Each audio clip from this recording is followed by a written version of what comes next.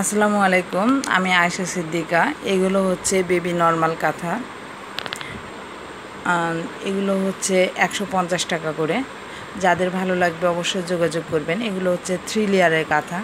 কাঁথাগুলো দেখতে পারেন, কাঁথাগুলো খুব যে পাতলা এরকম না। এটা হচ্ছে কী কালার? এটা হচ্ছে বেগুনি কালার, আর তার মধ্যে এটা হচ্ছে কাঠ কালার, দুইটা কালার কম্বিনেশনে।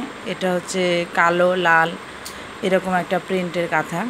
এই যে এটা, তারপর এটা ঠিক বেগুনি কালারের মধ্যে, বেগুনি বা পুই কালার এরকম।